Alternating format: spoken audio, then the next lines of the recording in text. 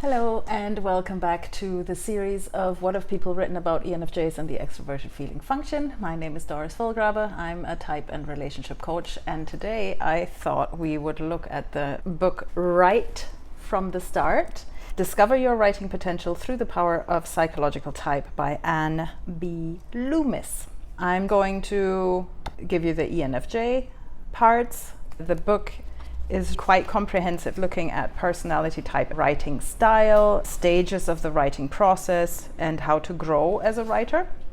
And we are going to look at the general description that she has for ENFJs, and then how to use ENFJ preferences at the dreamer stage and the designer stage. More than anything, I'm doing this also to learn something about my writing style and to refresh my memory of what I can do differently to get better newsletters out.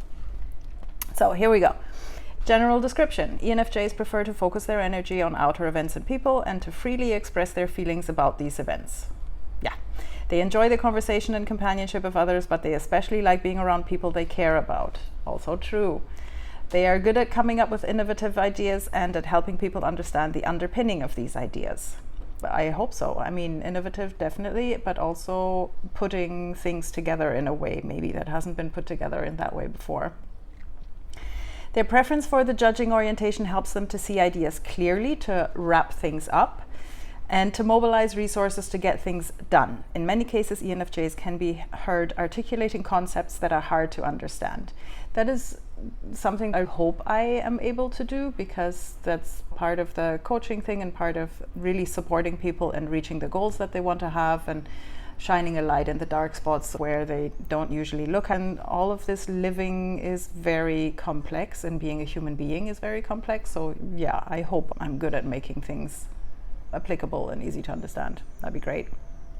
This emphasis on language helps ENFJs to be best at gathering the data called associations. Associations are words that call up memories, feelings, or understandings. I think associations is right, because it is when I hear a story or when I hear something, then I think about what it reminds me of and what I associate with it. Yeah, that's good. ENFJs find this language in literary, psychological, and religious texts, but particularly in the conversations of others. They are often capable and popular group leaders, acting as catalysts for positive change.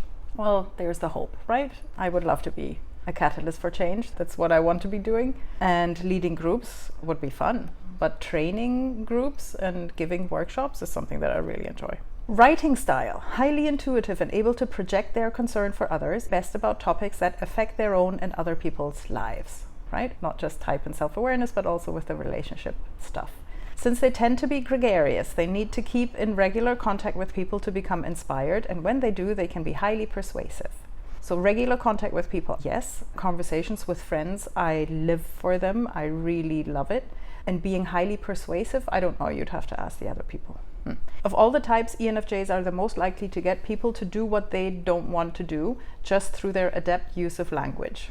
The example there that comes to mind is this morning, my husband and I did a 20-minute workout, and he didn't want to do the workout, but I said, we're going to have to do the workout. I don't know if that was necessarily a gift or highly persuasive, skilled use of language, or just, come on, we have to move our bodies. The pen is mightier than the sword was probably coined by an ENFJ military leader. Okay, I don't know about that. ENFJs generally like to read and to clip just the right word or idea from a magazine or newspaper. That, yes. If you saw my books or like papers that research that I had to do, papers that I used to write, I underline everything, and I love a good expression and I love a good word. That's one of the reasons why I think Jane Austen is a great writer, because the way she used language and constructed her sentences is not just poetic but also witty and feels good. I love those words, and I love language in that way as well. Actually, now that I'm talking about it, the other thing that just came to mind where I really love language is Spanish song lyrics. Amazing. They will enjoy writing about values and causes, embellishing them with their keen insight and vivid imaginations. Values, yes. Causes, maybe. Embellishing with keen insight and vivid imaginations, I would hope so. I don't actually know if she's talking about writing fiction or non-fiction, because I've never written fiction, like a novel or stories. The things that I write tend to be non-fiction because they're intended to teach a concept or help somebody come to a deeper insight. Their content may be anecdotal, packed with hyperbole and other figurative language, but their value system will be evident throughout. I think it's pretty clear that my writing is all about inclusivity and appreciation of differences, and everybody's welcome. Just as they enjoy being team leaders, they will probably enjoy leading a writing project and will use much of their energy seeing it through to completion. I've started writing so many things that I don't finish, but I still think about them, so I guess, I would want to finish them. Expressive and persistent, ENFJs are almost always gifted communicators, whether in writing, speaking, acting, selling, or leading workshops. I don't know if I would call myself a gifted communicator per se, but I do enjoy writing, speaking, and leading a workshop. Not so sure about the acting or the selling. The thing that just came to mind is I'm also a Gemini. I don't know a lot about astrology and understand that the positioning of the planets back when the astrological meanings were devised has since changed because the universe is expanding. So whatever planets we see today, their meanings should not apply anymore because the positioning has shifted. What I have read about my sign, my rising, and my moon is all very fitting. That is also very much about communication and thinking. It's a double whammy for my personality, I guess. Now, in the how to use ENFJ preferences in the dreamer stage, intuitive feeling, this is a list of bullet points. ENFJ tendencies are voracious readers and prolific writers. Yeah.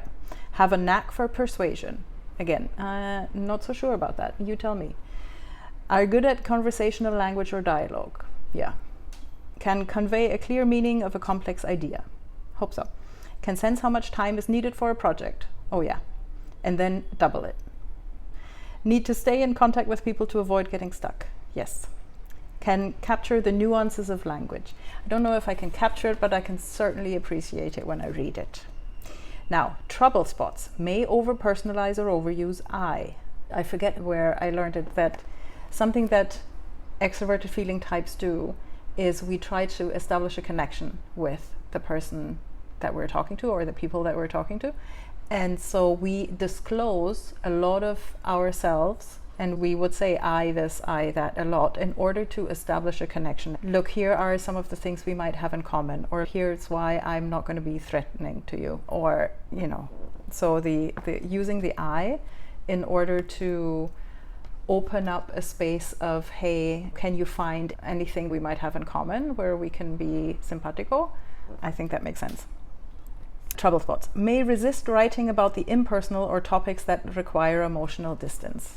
Yeah, although again, the older I get, and especially since I'm leaning into the couples coaching now, it's not so much emotional distance as differentiation and realizing that two people can have different emotions at the same time, and they may not feel connected in that moment, but there is a way back to connection while respecting those different feelings in both people. May make a premature decision about direction during the stage. Right, we're talking about the dreaming stage though. So they may make a premature decision about direction during the stage. Well, yeah, because I like to know where things are headed. May seek more breadth than depth and have too many ideas. That is a definite yes.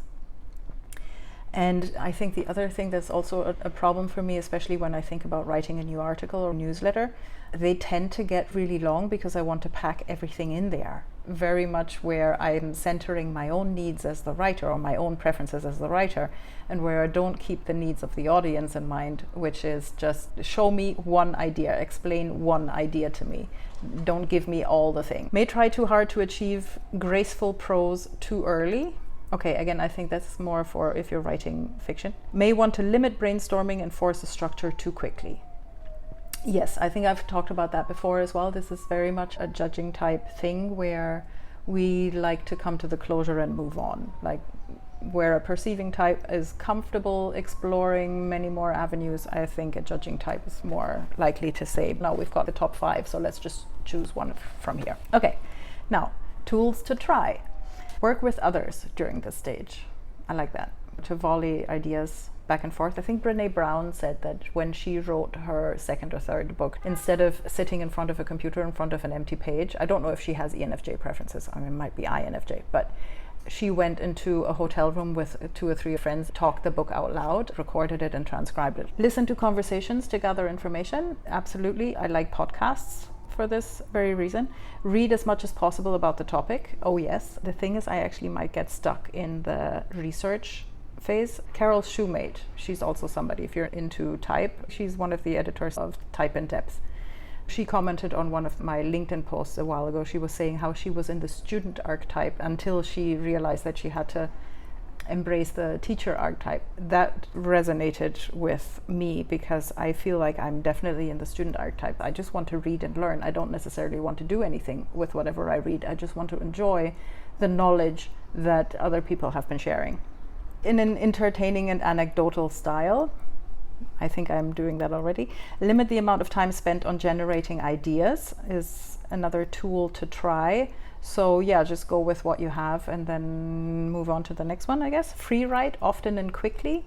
I don't know if that's difficult for me or if that is something that I'm already doing, because when I write a blog post or a newsletter, I write it the way I would speak it and from a perspective that I find interesting, trying to put a lot of it in it and also trying to sound smart. I'm building on other people's ideas or relaying other people's ideas.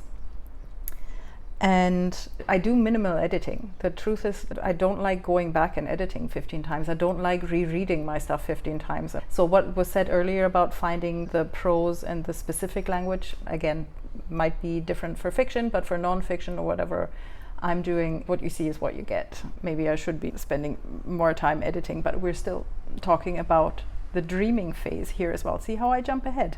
It's one of those things. Okay. Free write often and quickly. Cluster to come up with associations in figurative language.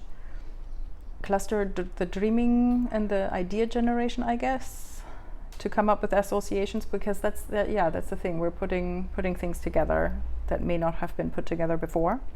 Play with words and connect them to ideas. Write persuasively and take a stand. This is where I think I can do better as well, because my writing is generally quite inclusive, right? So I mean, the stands that I'm taking are for inclusivity, and that means I have to see things from a lot of perspectives because I don't want to exclude anyone.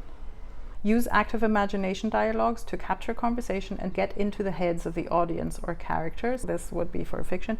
Use a tape recorder for ideas. Okay, I don't know when this book was written, but nowadays we would probably use our phone.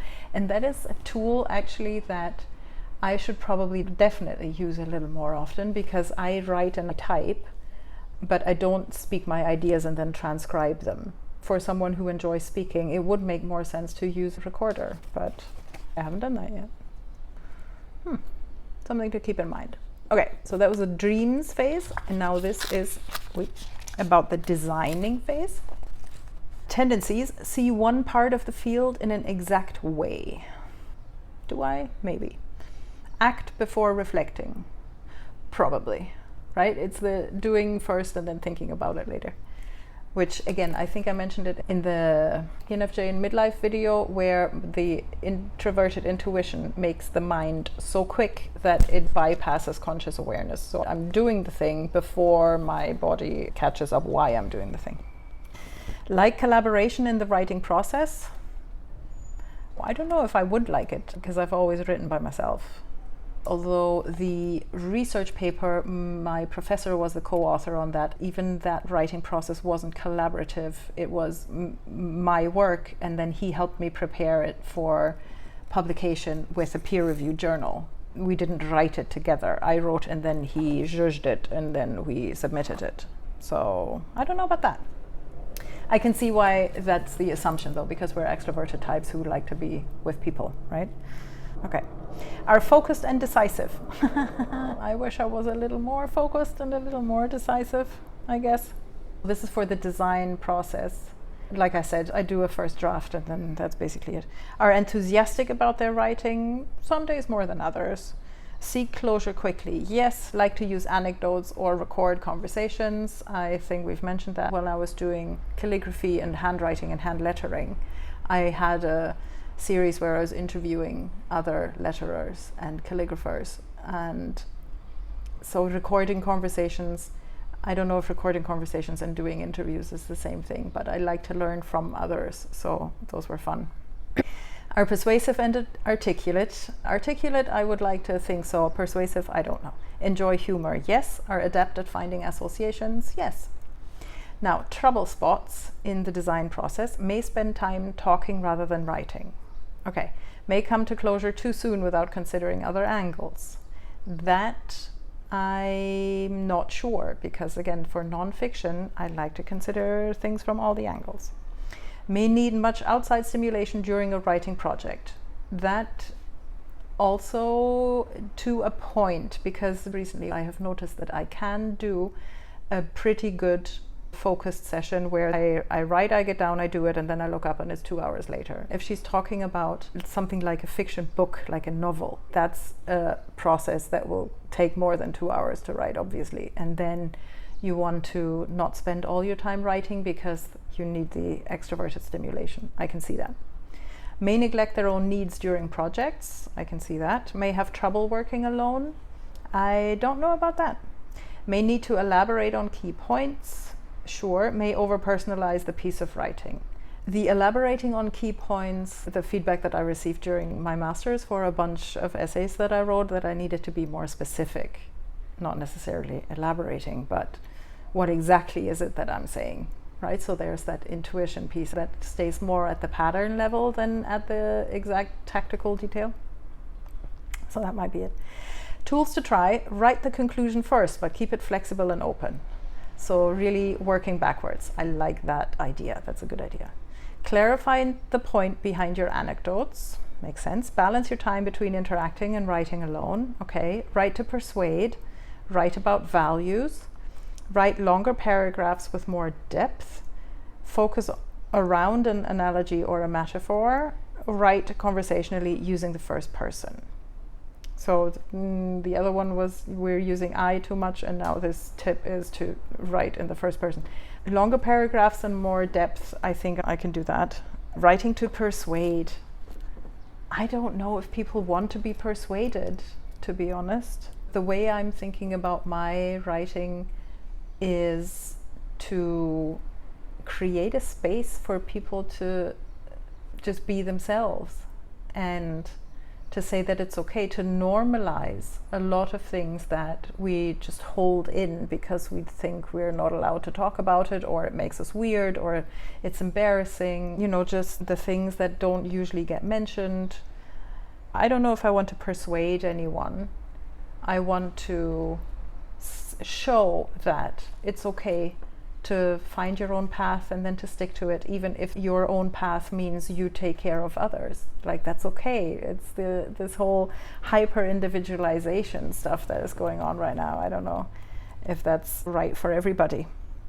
Okay, so this is, I'm just flicking through the book. Towards the end, there are writing exercises, the inspector, word choice, and then she goes into the different dichotomies: sensing, intuiting, judging, perceiving, thinking, feeling, etc.